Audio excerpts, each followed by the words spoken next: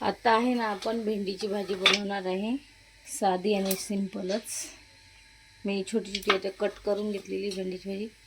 राई आणि जिरे टाकले आहे, थोडंसं हिंग टाकणार आहे, चिपटीभर।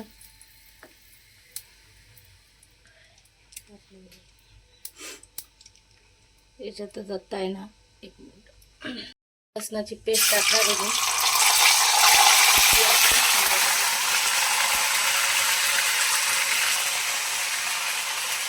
1 चमचा लाल तिखट टाकले, 1 ते 1.5 चमचा, अर्धी चमचा हळद टाकले, 1 चमचा धना जिरे टाकले। त्यात आता एक भेंडी टाकणार आहे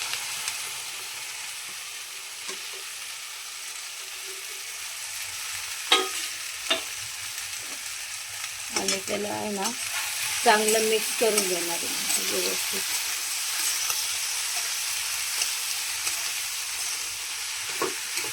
हिरव्या मिरच्या आणि लसणाची पण बनवता।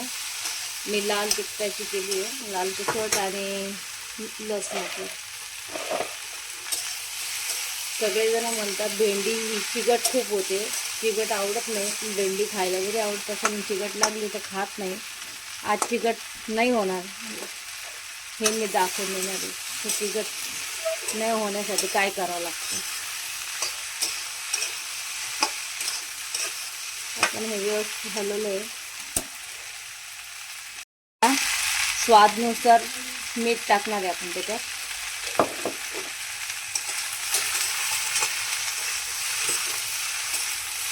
सगळं व्यवस्थित एकत्र करून घेतलंय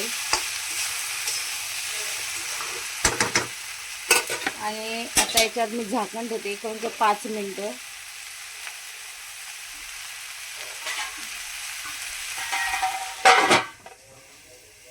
झाकण ठेवते आणि त्याच्यानंतर आहे ना 5 मिनिटांनंतर झाकण काढून आहे ना ती ओपन म्हणजे बिना झाकणाचीच बारीक गॅसवर आहे ना होऊ द्यायची, म्हणजे शिजूनच जाते एका वाफेमध्ये।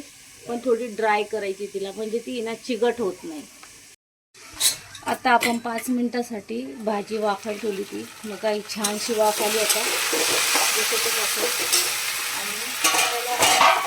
आणि शिजली कधी व्यवस्थित। आता त्याला आहे ना, आता त्याला अशी बारीक गॅसवरच चालूच राहू द्यायची आणि ओपनच होऊ द्यायची। अधूनमधून एखाद्या वेळेस हलवायचं आहे त्याला फक्त। तशी करून पण काही 5 मिनिटं अजून तसं करावं लागेल, म्हणजे ती ना ड्राय होईल, म्हणजे चिकटपणा त्याचा हळूहळू एकदम कमी होऊन जातो आणि नंतर ती खायला रेडी होती। तर झाले 5 मिनिटं आणि भाजी बघा किती ड्राय, बघा एक एक भेंडी मोकळी दिसते तुम्हाला, बघा एकदम पडते ना, एकदम ड्राय, त्यात चिकटपणाच नाही आता। आणि आता आपण याला गार्निशिंगसाठी धना टाकणार।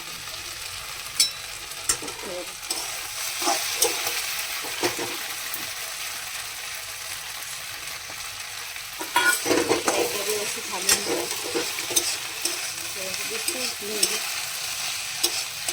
वाटते काही चिकट वगैरे।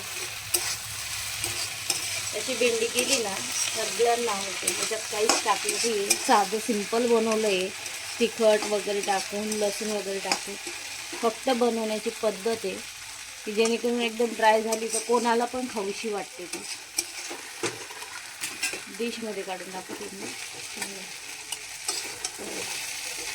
बघा, अजिबात